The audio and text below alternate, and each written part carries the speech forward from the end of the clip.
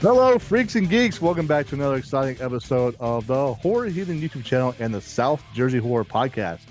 Today, I'm sitting down with the wonderful, talented, and beautiful Dina Najjar, who plays Layla. Najjar. I am so sorry. You No, see, you're good. it's The two always the J's are double hard. J's that screw me up. I'm so sorry. No, So, you're good. You're Dina not alone. Najjar. Um, because I interviewed Nahar Townsend, but hers is double J, but it's pronounced Nahar. I am so sorry.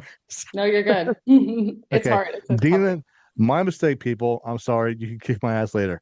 So Dina Najjar, who plays Layla from now one of my favorite movies called Axes and O's. So for those who have not seen this movie, it's about a slasher in the woods, and everybody's like, okay, that's just so typical about horror movies. But we know this. However, this one goes together like peanut butter and jelly. That's how I'm gonna put it.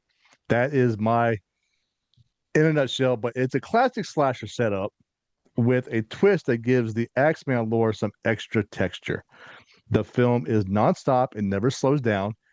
It gives the blending of humor, gore, and the heart, providing the right ingredients for a solid slasher flick. Yes, I said it. Coming from me, if you don't like it, watching the movie, I don't give a shit. So while Axis and O's pays tribute to the classic slashers, it flips the formula with a creature feature twist that sets it apart from your typical holiday horror fare. And with that being said, I got the same coffee mug. Anyway, with that being said, I'm gonna bring in my guest, Dina Najjar. Thank you so much for joining me today, Dina. How the hell are you doing? I'm good. Thanks for having me. Absolutely, the honor and pleasure is all mine. And I digress. I had the same coffee mug with my last name initials on it. It's so weird seeing that.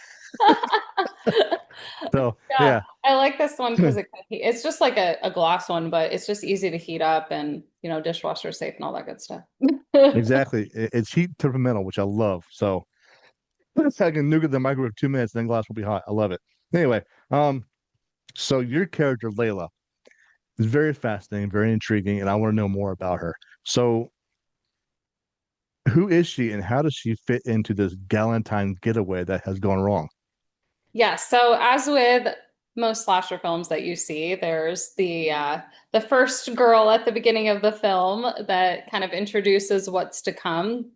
So that's the role that Layla plays. She's on a uh, kind of like a girls' weekend with her stepsister, and of course, all hell ensues. And so she's at the beginning of the film and on this retreat, and then we see the slasher and a kind of introduction of what's to come of the film, like I said. Yeah, so I've actually just a note on that. I worked with Trent before, the writer director, and I played that role like the first girl that gets killed in one of his other films that is a horror mashup. He's known for doing a lot of horror mashups. You can see it on YouTube actually. It's called Icons of Horror 2. There's a one, of course, also. But in that one, I'm the girl at the beginning also that is the first girl. So I was like, it's kind of tradition now, Trent. I gotta be the first girl killed in all your films now. I mean, isn't like the person who is gets killed first always who gets paid most? That's what I've heard on set. I mean, that's the rumor. I don't know if it's true or not, but if you get killed in the film, you get paid more. I don't know if that's true. So, maybe I you can answer that wish. question. No, No? Okay, well that unfortunately sucks. not. No, that that would be nice though. And on that note, directors, you heard what she said, Paramore. Okay. So what was your initial reaction when you first read the script? I mean, was what was it about this character that made you want to bring them to life? Yeah, so I mean I know I like working with Trent. He's a great director. He's very friendly. He's really good with actors. So I knew I was interested in anything he was doing. I also know he does good work. He puts a lot of his hard time and effort into anything he does. So I knew it was going to be a good film, a good final product. So yeah, when I read the script, I like you said, it's a traditional slasher, but with some twists and turns. I knew that audiences were going to enjoy it. I knew that it was going to be something fun, and I'm always promoting filming in Florida too. He was filming in Florida, so those are kind of some of the things that drew me into the project. I originally auditioned for another role, but then he offered me this one, and I actually liked this one more even. And I was happy. I thought it was a better fit. So I was happy to get to do it. And yeah, he let me name the character even and just kind of come up with the story and really collaborative. So yeah. Florida, I'm so sorry, 'cause I know how hot and humid it is down there. Yes, very, very hot and humid, that's for sure, for most of the year. Our winter is nice though. Every year I ask my brother what convinced him to move. My brother has been living in Florida the past like 25 years. So I'm like, why? It's hot and humid. It's hurricanes everywhere, every day of the year down there. So what attracts you? He's like, oh, Disney World. I'm like, are you kidding me? That's the only reason. But whatever, dude. Whatever blows your hair back, man. I mean, if you like it that much, go for it. So It is, yeah. I mean, you do get to take advantage of Disney because we're the only ones that have all of the parks, right? There's Disneyland, but we have Disney World, Animal Kingdom, and Epcot. We're the only Epcot, and Hollywood Studios. So if you take advantage of the parks, it is, and go regularly like he does, it is worth it. if you're trying to sell it, I'm sold. That's all. But his wife is a Harry Potter fanatic and he's a Star Oh, Wars fanatic. So it's like, yeah, they like in have this both. case, They've yeah, got the Galaxy's Edge and they've got Diagon Alley and Hogsmeade, and so they yeah, have it all here. I know. One of these days, I'm gonna make a downer and check it out. I haven't been to Disney World since like four, so I'm gonna. It's Jesus. It's been 43 years. Anyway, Well, you got to it's a check long it out. time. Lots of new stuff.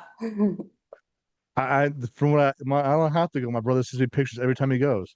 So he's You like, yeah. already know everything that's there And now. he's like, this is cool. Check this out. I'm like, all right, stop making me jealous, Sean, please.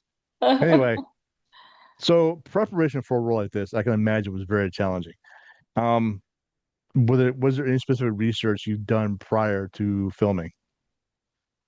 Well, I watch a lot of horror movies, so there's that. I That watch a always lot of helps. horror films, and if there's a role that I tend to play more, so this is the second time I'm playing the first girl, I'm going to study those girls in the film. So I'm going to study like what are we bringing with the first girl? What is the purpose of the character? It's always how am I serving the story? How am I moving the story forward? And my character, like I said, is really the introduction of what's to come. It's kind of a tease of okay, there's going to be a slasher or a monster, whatever it is. In our case, a slasher, so thinking of that and bringing, so really bringing, when they're first watching the film, they're going to be there's the suspense, there's the music, there's really creating the mood of keeping you on your toes. So that's the purpose of my character. And then, building a backstory because there wasn't much written about what we were doing in that cabin. So having that dialogue with Trent of, okay, so what's our relationship to each other? What are we doing here? Because that's all going to uh, lend to how I interact with the other actor, how I interact with the environment. So doing that kind of research, having those conversations, and then also, putting myself in thinking of situations where I felt obviously, thank goodness I've never had a slasher come at me, but there's been situations where I've been scared, where I've been nervous, or where I've had those feelings. So trying to bring some of that into it, and so as if I was in a situation like this, what would it feel like? Absolutely. So you mentioned you watch a lot of horror movies, and now I'm curious, which one is your favorite? That's a hard one. I have to say, from the past year, I loved Weapons. I thought Weapons was fantastic. I watched his other film too. I didn't see it when it came out, but I watched Barbarian and Weapons, and I think Zach is, writing wise, he's fantastic. Weapons, I thought the writing, I thought should have been nominated. I thought for screenplay at the Oscars because I thought that the writing was so good, the acting, everything, the way he builds the suspense. I mean, both of his films. But I thought Weapons was so good. I loved it, and I'm glad she won the Oscar for it. She was That phenomenal. I agree 100%. I think Weapons was done phenomenally. The acting, the actors, the dialogue was like perfect. Even the person who played Aunt Gladys scared the shit out of me, like a lie. She I was mean, so good. I think they're doing a spin-off now film for her, like a prequel, because we want to know more about Aunt Gladys. Who is she? Where'd she come from? So yeah, I'm a big fan of psychological thriller horror. So I love the psychological aspect where films where it's something that you're like, wait, could that happen? It's not specifically a monster or a slasher, but it's something unexpected, and I feel like those really get in your head and keep you thinking. it does. And the character development in that film, well, was done so well too. So, Yeah. Luke Speakman, who plays the first child who gets possessed-ish, I interviewed him about that role, and he said it was one of the best roles he's ever done in while he was acting. So, even though not much dialogue, but he he did a lot. Yeah, that's the thing you don't need.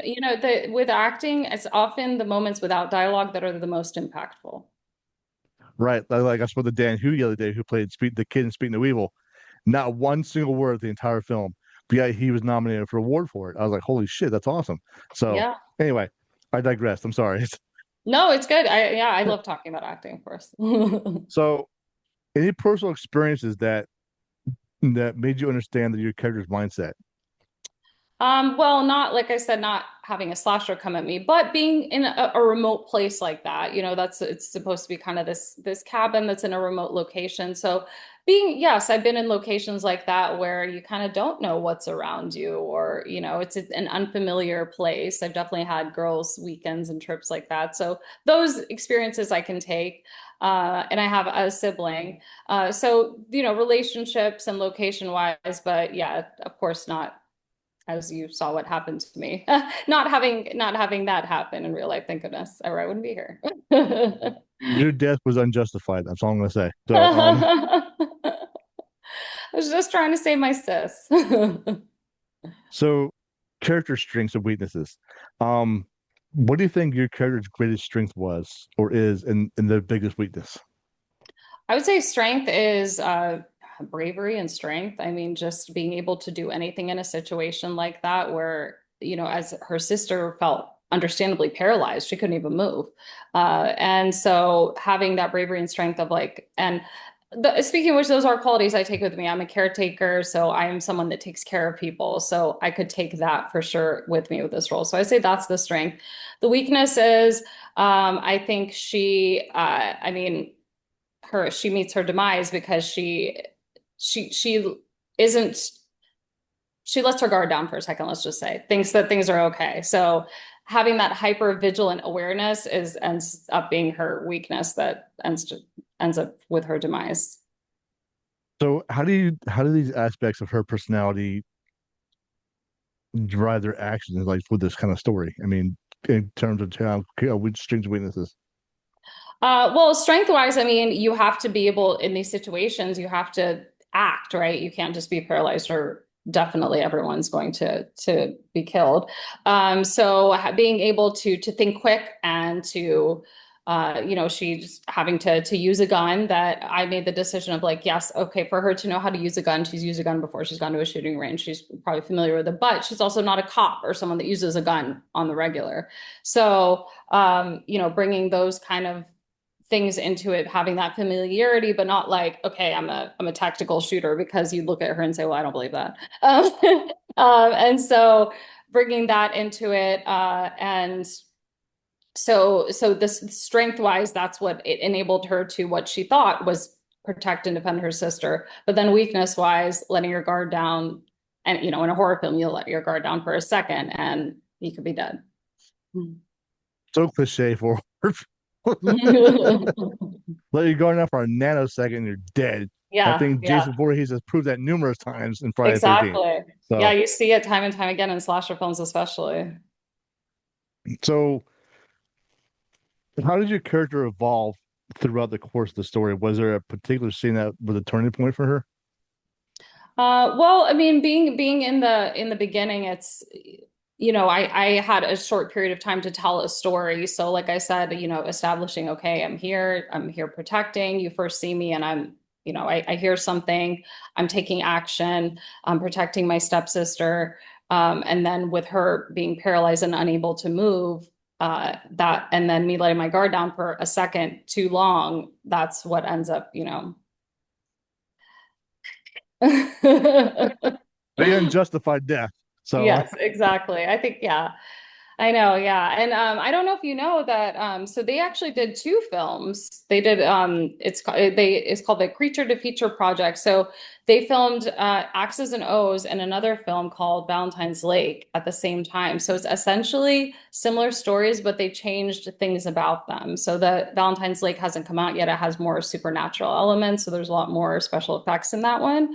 So I get to be at the beginning of that one too, and you'll see a different you know, first girl gone. they resurrected a different film, but you Yeah, die and then anyway. exactly. So yeah. So yeah, Such a it was a vicious cycle. unique thing that they did, kind of making two films out of one kind of story and just adapting them and changing them. Okay, fair enough. Good answer. I like it. Good answer. So, Um, what was the collaborative process like with the director and other actors? I mean, did you work together to build a relationship between each character? Yeah, yeah. Trent, like I said, is great to work with. I've worked with him before. He's super collaborative, really open. And so that's what we're able to discuss. Okay, why is she here at this cabin?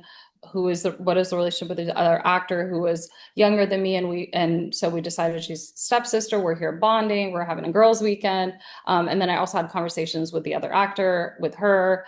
And then, there is some, I'm going to be there was a little bit, whenever there's touching of any kind, you always also want to ask, what are you comfortable with? So there was a conversation about that, conversation with them about, the death and everything, we're going to put this on you and that on you. Are you okay with this? And, they had gotten me clothes, so I didn't get my clothes dirty. But just having those kind of safety conversations, making sure with the gun, whenever there's a gun, showing, hey, this is not loaded, this is not real, whatever, whether usually it's a prop gun that looks like a gun. So just having all of those safety, going through all of that, making sure everyone feels safe and comfortable, blocking choreography also for camera, how is this going to look? How do we need to move? How slow? How fast? Where do you need to go for this to look right? So yeah, there's a lot of choreography to it. Anytime you're doing movements and stunts and things like that, really any camera work. I mean, the camera has to, what you think might feel natural might not translate well on camera. So there's the technical aspect of making it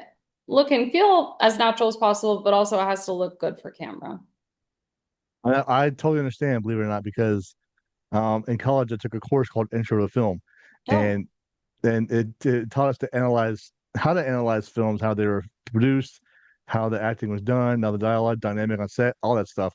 So ever since I took that course, I'm like I overanalyze things now, which annoys my wife so much. She's like, "So why did you take that damn course?" I had to. It was the English course.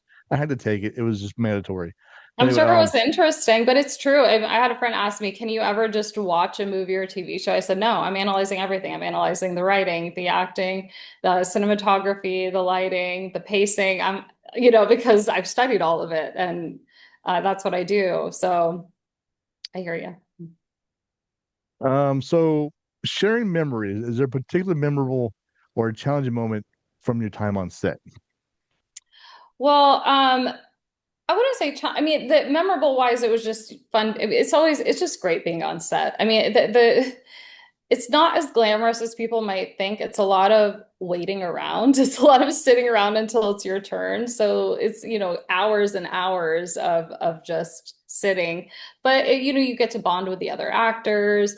And it's just the joy of being on set. I don't, there was a film that this actor in the film, I forgot what the film was, but an actor was playing an actor in the film and said a day on set, I don't remember the exact quote, but it was something to the effect of any day on set is better than like the worst day anywhere else or something like that. Basically, like we'd rather be on set than anywhere. Like even if it's a crappy day on set, it's still better than anything else because we love it. So just taking advantage and just enjoying every minute of getting to be there and collaborating with other artists, I think was memorable. And yeah, just of course also getting all that blood and guts and all that fun stuff and seeing yourself with that is a fun experience too. Nice and dirty. The practical special effects. Man, I have to know how they were done. Was it corn syrup and food coloring, or did they use something else? Because typically corn syrup and food coloring is like the tip the go to. But what did they Yeah. use on set? I don't know. They had already had it mixed, so I'm not sure Hmm. exactly what they used for the blood, but it did look like blood. And I think they had like animal parts too for our, Ooh. like the human parts that looked similar. So yeah, it was definitely bloody. So, Messy. is there a specific scene or a line of dialogue that stayed with you after filming? Um, Hmm. I can't think of one specific line. Yeah, I don't know. I'd have to think on that. Okay, we'll come back to that one. So let's circle back on that one. Um, so how was this role? Has this role challenged you, or has it helped you grow as an actress? Yeah, I think every role I do definitely challenges me and helps me grow. Getting, like I said, I love horror films, so just getting more experience working in the genre is great. Every genre has certain different things, pacing, mood, the style of how you're going to deliver your lines and the atmosphere. With horror, it is a lot of the circumstances around you are going to inform your performance. So uh, having that conveying those emotions while also not being overdone, right? It still has to be believable and look good per camera, and so it can translate well as a film.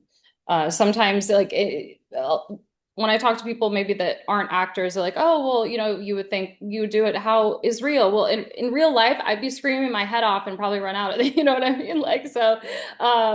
But we have to make these imaginary circumstances feel real and translate to the viewer and create the emotions that we want them to feel. And again, move the story along. So, yeah, all of it is experience that I take in my tool belt, and it helps me become a better actor each time I work.